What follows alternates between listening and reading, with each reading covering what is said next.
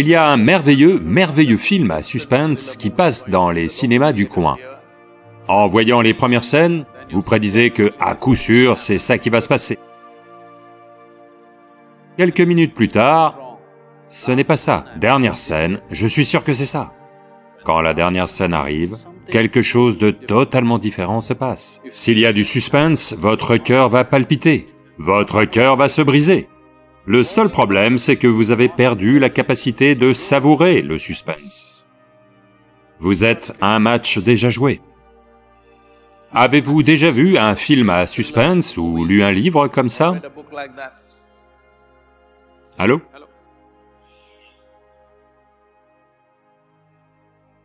En ce moment, il y a un merveilleux film à suspense qui passe dans les cinémas du coin. Aucun de vous n'a vu ce film? Moi si. Je peux vous raconter l'histoire? Il n'y a que ce gars-là qui sait ce qu'est le suspense. Oui. Mais maintenant, je ne peux pas vous raconter toute l'histoire. Je vais juste vous raconter la dernière scène de suspense, d'accord? Ok, maintenant vous comprenez. Donc, suspense veut dire quoi? Vous allez voir là-bas, il y a une affiche, « Oh, ce réalisateur, cet acteur, peut-être que c'est ce qui va se passer. » Les projections du mental. Vous entrez dans le cinéma, vous regardez toutes ces photos figées, il y a 10 photos, vous les voyez, « Oh, ce gars va faire ça, je pense qu'elle va faire ça, oh, il va faire ça, il va se passer ça. » Vous essayez d'imaginer le tableau. Puis vous allez vous asseoir dans la salle. En voyant les premières scènes, vous prédisez, à coup sûr, c'est ce qui va se passer. Quelques minutes plus tard, à côté de la plaque, vous faites une autre prédiction. Oh, maintenant je sais, c'est ce qui va se passer, à côté de la plaque. Puis vous dites, non, non, non, pas ça, maintenant je sais, c'est ça qui va se passer, à côté de la plaque. Puis, à la moitié, vous discutez avec votre ami et vous dites, la dernière scène, je suis sûr que c'est ça. Quand arrive la dernière scène, il se passe quelque chose de totalement différent. Alors, en sortant, vous dites, « Waouh, quel merveilleux film !» Oui ou non? Imaginez, vous y allez. Vous voyez la première scène et vous dites, « Eh bien, voilà ce qui va se passer dans la dernière scène. » Et c'est ce qui se passe. Alors, en sortant, vous allez dire, « C'était nul. » Oui ou non? Donc, si toutes vos prédictions sont fausses, c'est merveilleux. Je vous le demande, qu'est-ce qui ne va pas dans votre vie dans ce cas? Il n'y a rien qui cloche dans votre vie, il y a quelque chose qui cloche chez vous. C'est-à-dire que s'il y a du suspense, votre cœur va palpiter. S'il y a du suspense, vous allez sombrer dans la dépression, votre cerveau va se figer. S'il y a du suspense, votre cœur va se briser. Donc le problème, c'est que vous avez perdu votre capacité à savourer le suspense. Vous êtes une sorte de match déjà joué. Vous comprenez? Vous voulez déterminer le résultat avant de jouer le jeu. Vous êtes un... C'est illégal maintenant dans le pays. Il y a une loi contre ça, oui? Donc, je veux connaître le résultat du travail d'aujourd'hui avant de l'avoir fait.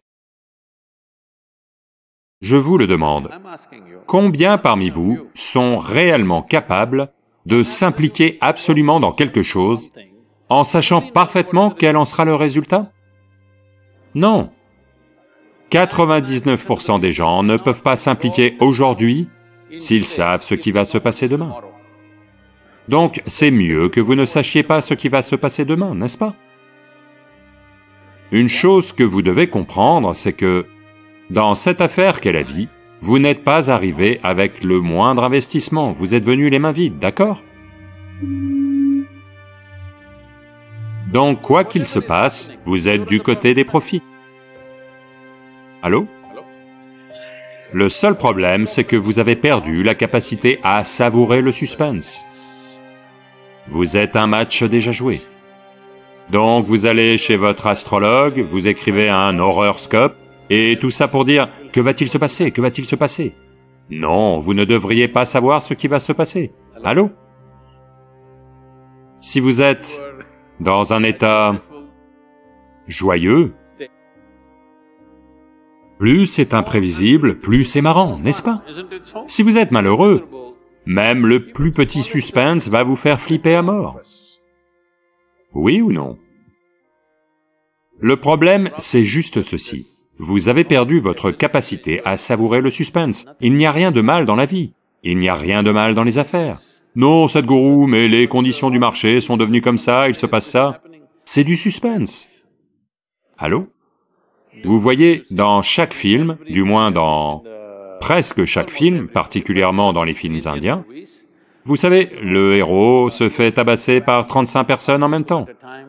On pense qu'il va mourir, on sait qu'il ne va pas mourir, c'est ça le problème. S'il y avait un peu de suspense, peut-être qu'il serait mort, mais on sait qu'il ne peut pas mourir. Et même s'il meurt, quelqu'un qui peut ressusciter les morts va venir et dans la dernière scène, il va se tenir comme ça. C'est ça le problème. En ce moment, c'est ce que vous voulez être. Vous avez été inspiré par ces films. Peu importe ce qui se passe, vous devez être le gagnant. Non, c'est bon. Allô? Il se passe ci, il se passe ça, il se passe ça. Essentiellement, vous êtes arrivé sans rien. Donc quoi qu'il se passe, votre bilan est formidable. Oui ou non? Votre bilan est formidable, parce que vous êtes arrivé sans rien. Si vous étiez arrivé avec quelque chose et que vous le perdez, oui, on l'aborderait autrement. Vous êtes arrivé sans rien, de quoi vous plaignez-vous? C'est la seule chose que vous devez saisir avant d'entrer dans la vie.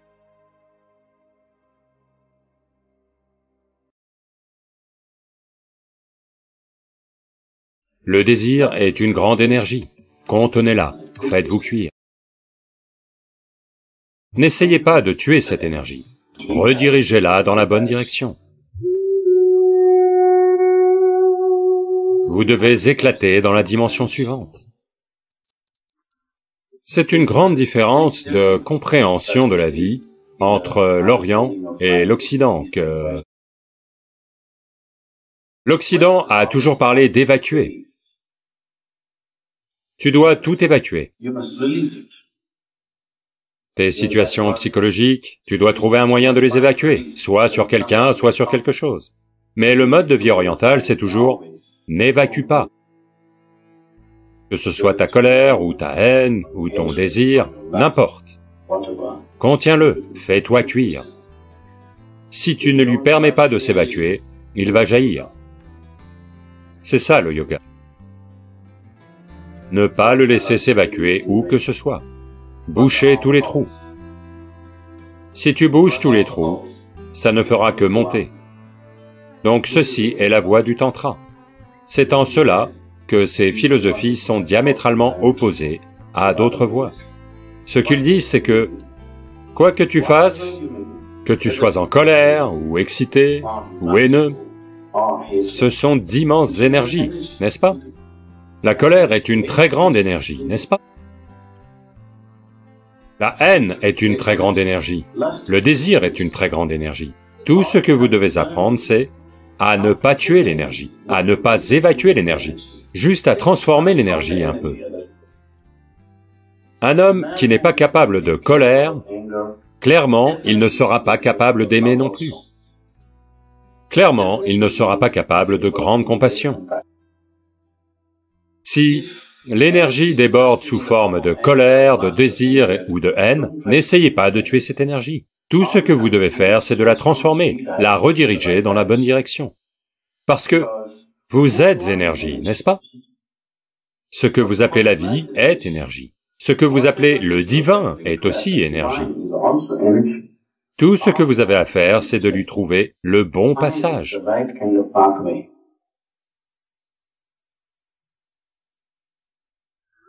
Vous accumulez de l'énergie à tel point que elle peut être tellement menaçante qu'elle menace votre vie.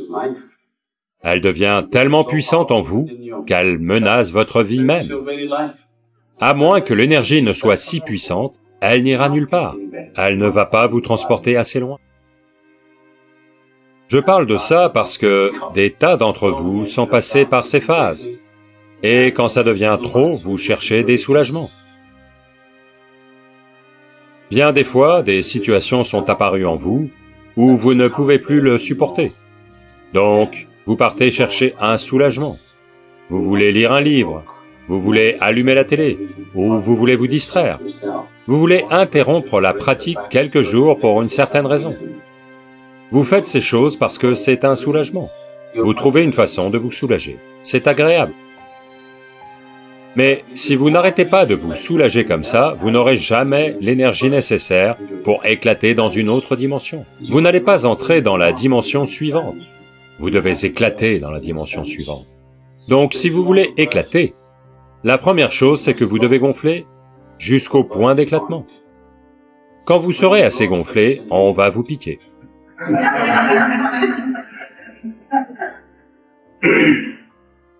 Donc les pratiques que vous faites, toutes les méthodes qu'on a utilisées, c'est principalement pour augmenter les niveaux d'énergie de telle façon que, petit à petit, l'énergie trouve son chemin. Si vous la laissez trouver son chemin naturellement, ça pourrait prendre longtemps. Et comme vous ne saurez pas où est-ce que vous la soulagez, vous ne saurez jamais si elle va quelque part ou ne va nulle part. Donc il y a toujours un accompagnement pour la guider. Donc votre rôle, c'est juste d'élever votre énergie. Où elle va, vous ne vous en faites pas. Une fois que vous avez un gourou dans votre vie, il s'occupe de savoir où elle doit aller. Mais c'est votre rôle de la pomper. Si vous ne stimulez pas assez d'énergie, alors rien ne peut être fait.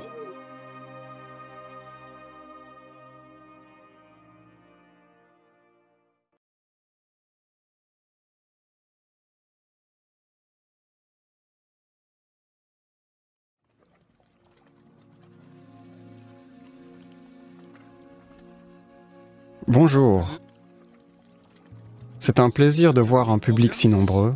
Je suis ici avec l'homme qui a inspiré des millions d'Indiens à œuvrer pour l'environnement et en particulier à nettoyer et sauver les magnifiques fleuves de l'Inde. Donc je pense que nous allons explorer un peu ce qui vous inspire et ensuite comment vous faites pour inspirer les autres et par la suite nous passerons peut-être aux questions plus pratiques sur la façon dont on peut réussir à lancer un si grand mouvement en Inde. Mais commençons par ceci. Qu'est-ce qui vous a motivé à commencer à travailler pour l'environnement? Namaskaram. Bonjour à toutes et à tous. Mon engagement en faveur des fleuves et des forêts dans le sud de l'Inde a commencé très tôt pour moi. À l'âge de 8 ou 9 ans, si j'avais assez d'argent pour acheter de la nourriture pour 3 ou 4 jours, je me débrouillais et je disparaissais dans la jungle tout seul. C'était un gros sujet de préoccupation pour mes parents, mais je vivais juste dans la jungle et quand j'y étais, je ne percevais pas la jungle comme une forme de nature ou de beauté naturelle. Je la voyais juste comme une vie plus grande que moi-même. À 17 ans, j'ai descendu le fleuve Kaveri sur 163 km pendant 13 jours, mangeant grâce au fleuve, vivant grâce au fleuve, simplement sur 4 chambres à air et quelques bambous. Et le fleuve est une vie au-delà de vous et moi. Les gens comme vous et moi vont et viennent, mais ces fleuves coulent depuis des millions d'années, et ils doivent continuer à couler, pour toujours. Mais une vie d'une telle puissance, nous l'avons mise à genoux aujourd'hui. Les rivières que j'ai vues à cette époque, il y a 50 ans, et les rivières que je vois aujourd'hui, leur taille a diminué de moitié. Ils disent que la diminution est en moyenne de 44%, mais de nombreuses rivières sont bien en dessous de 50%, et beaucoup d'entre elles qui coulaient sans discontinu depuis des millions d'années sont devenues saisonnières.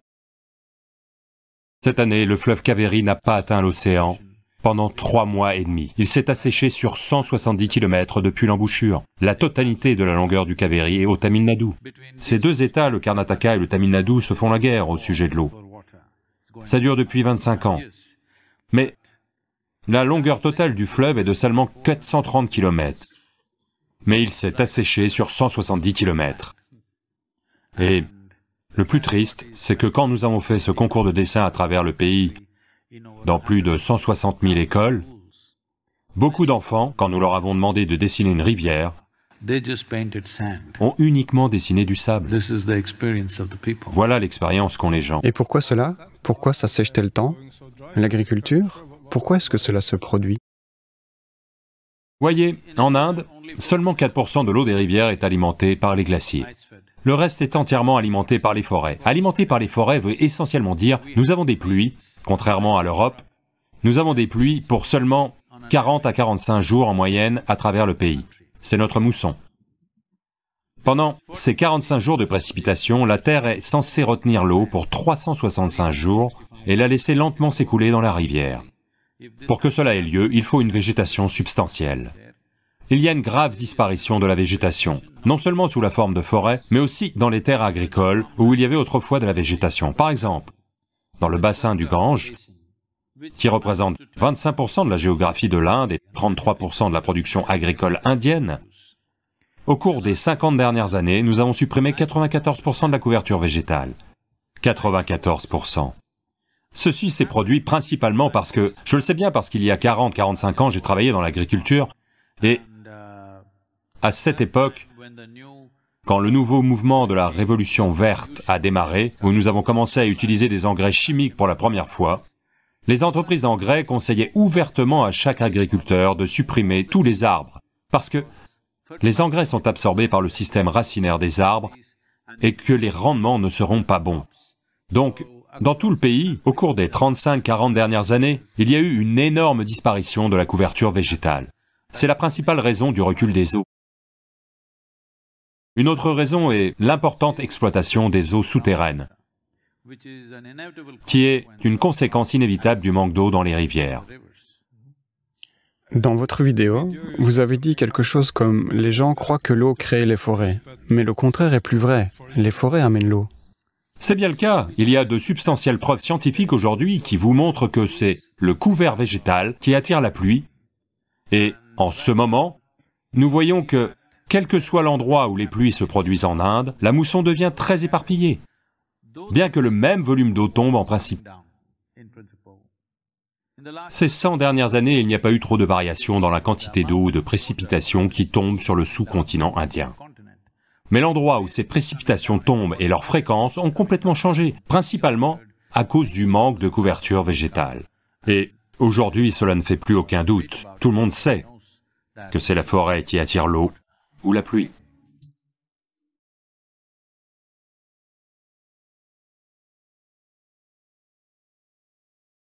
Pourquoi y a-t-il cet énorme et très puissant groupe de gens qui s'opposent toujours à vous? Pourquoi on est toujours accusé de dégrader les forêts? C'est parce que ceux qui chassaient, ceux qui braconnaient, ils ont retourné ça contre nous. Certains d'entre eux écrivent « c'est un cornichon, c'est un crétin ». C'est bon pour moi. C'est très bon pour moi. Namaskaram Sadhguruji. Je veux vous demander ceci. Je vois, vous savez, quand vous travaillez et faites tant pour tout le monde, je veux savoir pourquoi vous et d'autres aussi que je connais, dont on a vraiment besoin dans le monde, pourquoi font-ils face à tant d'opposition? Pourquoi ce groupe de gens? J'ai vu ça avec vous, ou comme je l'ai dit, avec des gens qui ont toujours eu cette présence d'esprit. Et une partie importante de vos énergies est dédiée à clarifier ou à répondre à ces préoccupations ou doutes. Et à cause de cela, ce que vous avez l'intention de faire en pâtit énormément, en particulier pour les gens qui n'ont aucun doute sur ce pourquoi vous êtes ici et ce qu'ils peuvent obtenir de vous. Donc pourquoi y a-t-il cet énorme et très puissant groupe de gens qui s'opposent toujours à vous?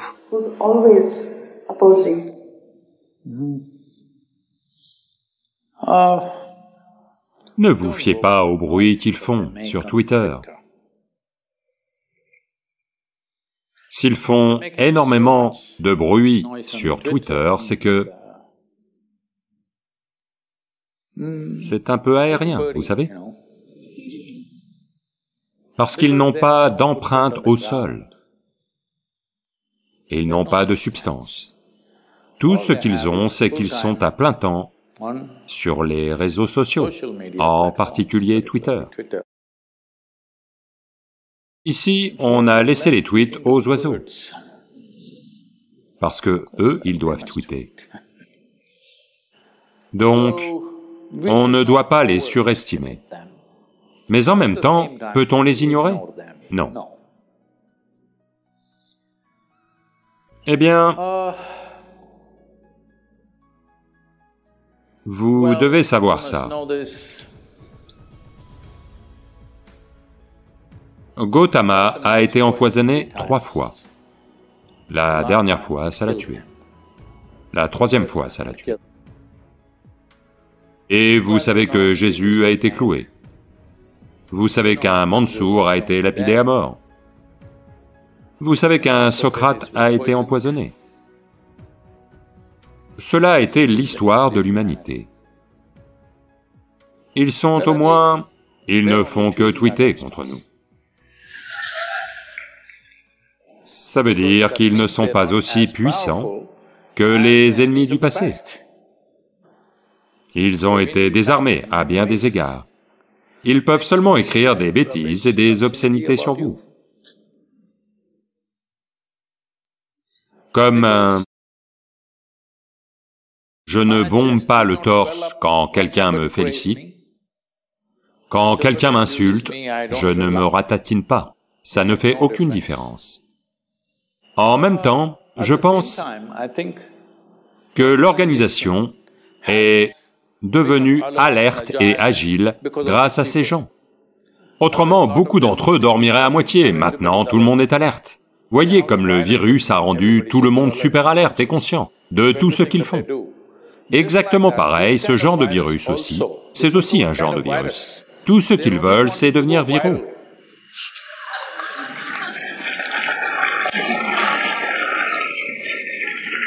Comme ils ne font rien de substantiel dans leur vie, leur seule joie,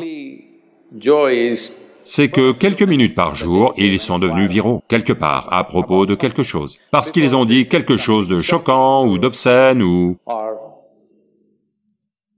un pur mensonge qui a choqué les gens et est devenu viral, peu importe. Tout ce que je dis, c'est que ma seule préoccupation, c'est cela. Qu'aujourd'hui, pour la première fois dans l'histoire de l'humanité, on a des outils avec lesquels on peut atteindre l'ensemble de la population humaine.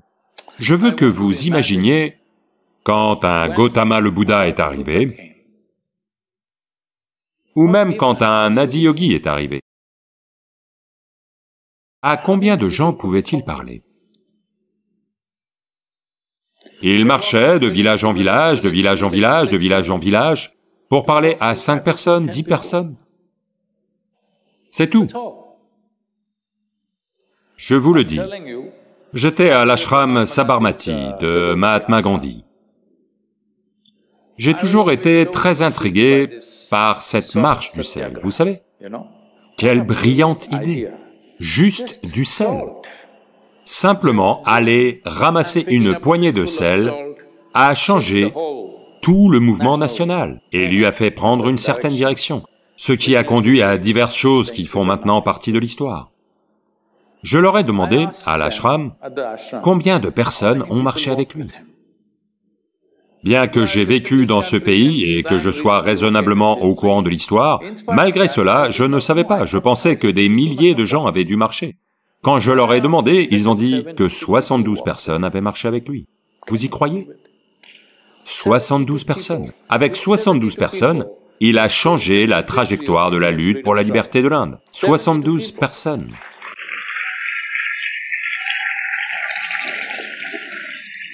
Nous avons des millions de gens. On peut changer la trajectoire de la façon dont l'humanité vit.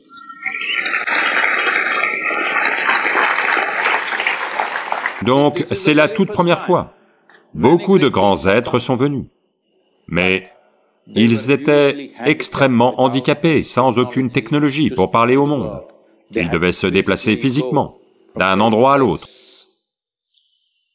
Qui sont-ils? Ils tiennent peut-être une place importante aujourd'hui dans la conscience humaine. Ceci a eu lieu sur des centaines d'années ou des milliers d'années. À leur époque, la plupart des gens à leur époque, qui vivaient sur cette planète, n'étaient même pas conscients que de telles personnes existaient.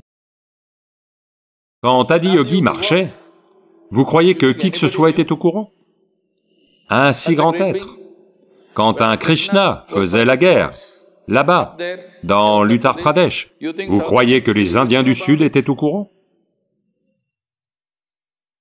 Quand Gautama le Bouddha a marché, vous croyez que qui que ce soit était au courant? Bien plus tard, quand un Jésus était là, vous croyez que qui que ce soit en Amérique ou en Amérique du Sud ou en Australie? Maintenant, il y a des églises partout. Est-ce que qui que ce soit était au courant? À peine 12 personnes, d'accord? Et parmi eux, l'un est parti en vrille. En ce sens, on ne peut pas se plaindre, on s'en sort trop bien.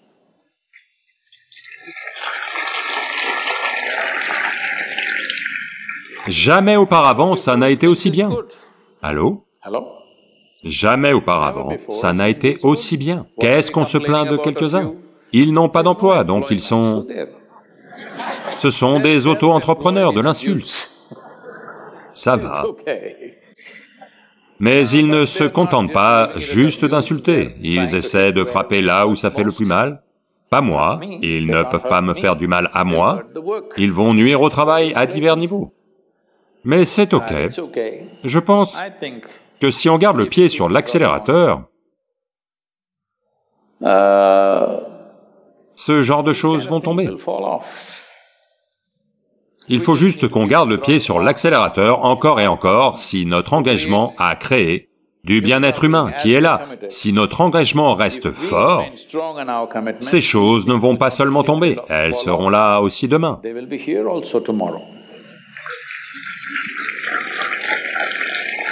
Je vous le dis, au Tamil Nadu, à la fin des années 90, certaines sections des médias ont commencé des campagnes contre nous. Nos ennuis ont commencé, parce qu'on a essayé d'arrêter certaines choses qui avaient lieu dans les forêts. La raison pour laquelle on est toujours accusé d'endommager la forêt, c'est parce que ceux qui chassaient, ceux qui braconnaient, ceux qui coupaient les arbres de santal, on a fait des efforts pour les arrêter, donc ils ont retourné ça contre nous et on dit « ces gens n'arrêtent pas de couper la forêt ». Et c'est resté jusqu'à aujourd'hui. Peut-être qu'un petit pourcentage de la population croit encore qu'on a pu faire ça. Ils continuent à commencer ici et là, ils disent « oh, il a coupé toute la forêt, maintenant il plante des arbres ». Comme on les a arrêtés, comme ils pouvaient faire ce qu'ils voulaient, quand on est venu s'installer ici, on est devenu un gros obstacle pour eux.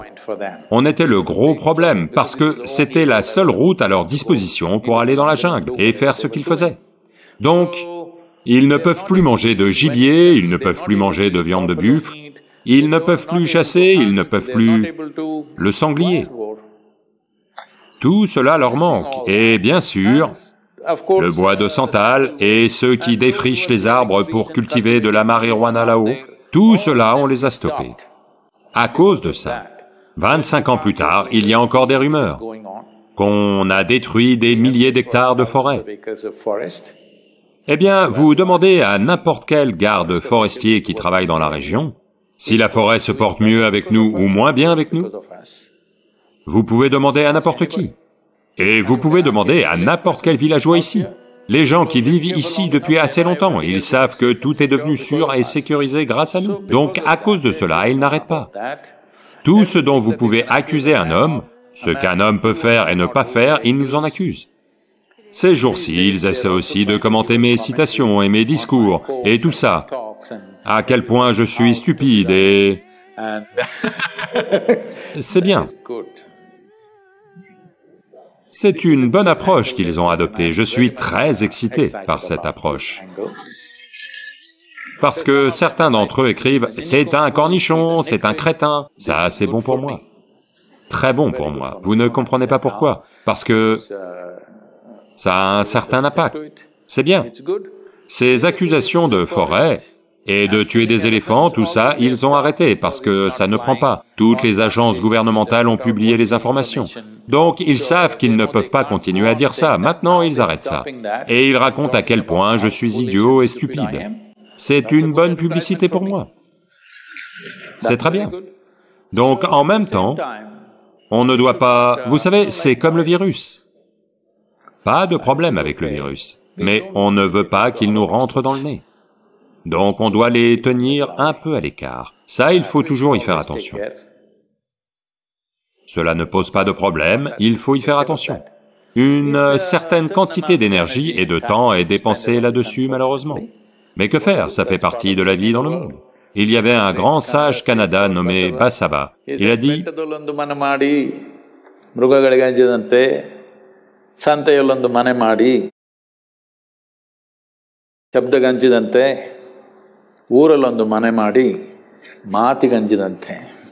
c'est-à-dire que vous construisez une maison dans la forêt et ensuite vous avez peur des animaux sauvages. Qu'est-ce que c'est que ça?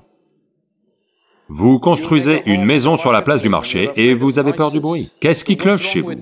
Vous allez vivre en ville et vous avez peur des commentaires des autres. Qu'est-ce que c'est que ça?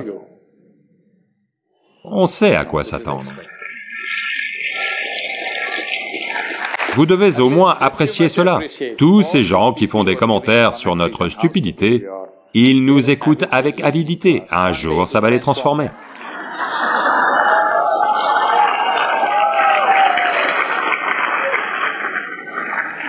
Donc ils écoutent, c'est bien. Ils lisent chacune de mes citations et ils essaient de trouver ce qui ne va pas dans ma citation. À chaque discours, ils veulent faire un commentaire. Je suis confiant qu'un jour, ça va les transformer, c'est sûr. Si ça a pu vous transformer, vous.